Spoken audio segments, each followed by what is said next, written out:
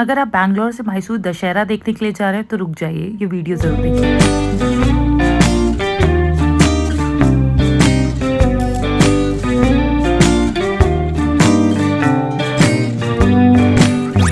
हाँ जी, तो हम भी आपकी तरह बैंगलोर से सुबह-सुबह निकल चुके हैं वंदे भारत पकड़कर मैसूर के लिए। ये 9 बजे की ट्रेन थी हमारी वंदे भारत और अंदर एकदम लग्ज़री ट्रेन है, मस्त एसी ट्रेन है और हमारा ब्रेकफ़ास्ट भी इसी में इंक्लूडेड था, तो इन्होंने ये ब्रेकफ़ास्ट में हमें चीज़ें दी थी और हम पहुँच गए थे ठीक 12 बजे से भी पहले इन्होंने हमें मैसूर पे ड्रॉप कर दिया था।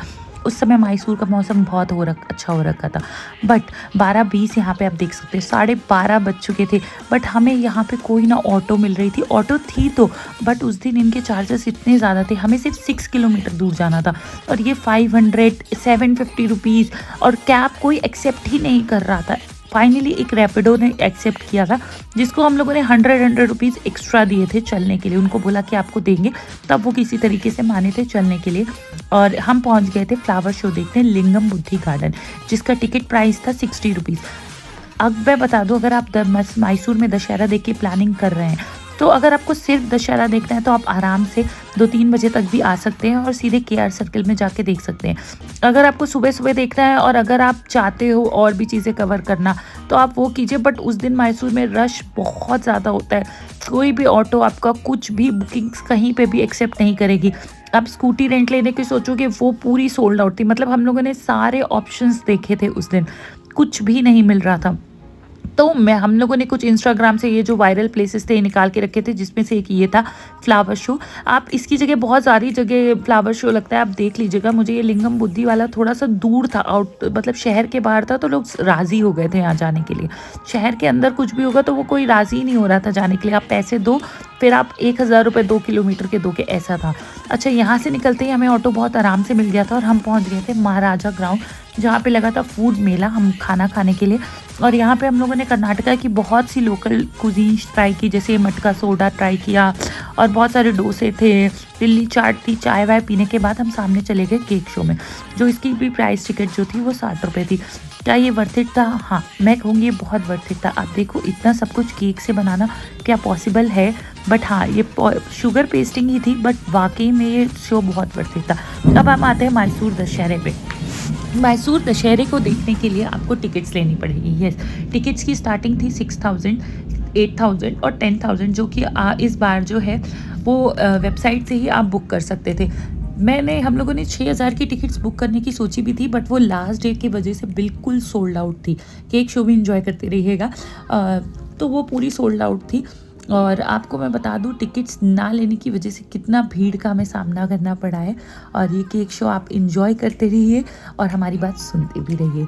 तो मैसूर में जो होता है, वो जो रैली होती है, मतलब जो परेड होती है, वो 4 बजे से निकलना शुरू होती है। अगर आपको उसका व्यू लेना है तो आप इन सब प्लेसेस को स्किप कीजिए और 12 बजे या 2 बजे जाकर ही वहाँ केआर सर्कल में जाकर बैठ जाइए।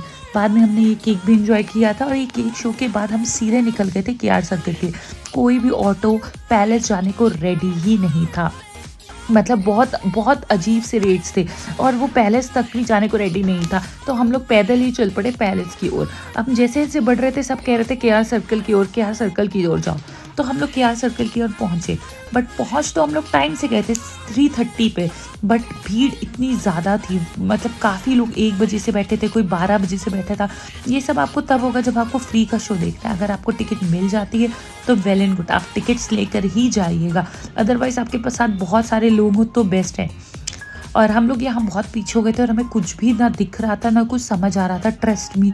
बस जैसे तैसे कैमरा को हम लोग ने जूम करके देखा, हाँ कुछ झांकी थी जो। फिर हम लोगों ने ना अपना प्लेस बदला, बस स्टैंड्स के बगल में एक जगह बनाई और जगह बनाकर थोड़ा एक्सक्यूज़ मी कह के, और हम लोग के कुछ लोग ऐसे भी थे जो कन्नड़ा जानते थे और लोग देख रहे हैं आप कहाँ तक की बैठे हुए, तो हम लोग ऐसे कह के थोड़ा बहुत आगे निकल पाए।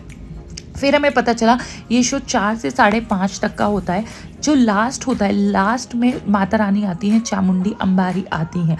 तो अगर आप शो देख रहे हो तो आप लास्ट में ज़रूर रुकिएगा, क्योंकि ये जो लास्ट में आती हैं, ये जो वाइब होती है, दशहरे की वाइब इन्हीं से आती है। मतलब आपने पैसे टिकट्स लिए हो चाहे ना लिए हो, बट ये जो वाइब होगी ना, वो आपको लाइव मोमेंट रहेगा। हाँ, मैं मानती हूँ भीड़ बहुत ही ज़्यादा थी और लास्ट में लोग ऐसे निकलते हैं जैसे कि पता नहीं कहाँ जाना हो।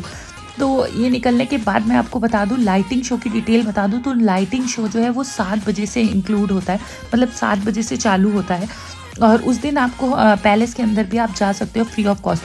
बट इतनी भीड़ आ गई थी, मतलब जितनी भीड़ परेड देखने पे नहीं थी, उतनी भीड़, उससे ज़्यादा भीड़ पैलेस की ओर जा रही थी उस समय।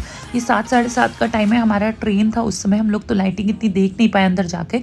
बट इतनी भीड़ थी कि आप सोच समझ के ही जाइएगा स्टे करने का। हमने तो स्टे नहीं Right, किया and और I हम can see वापस right आ गए। now.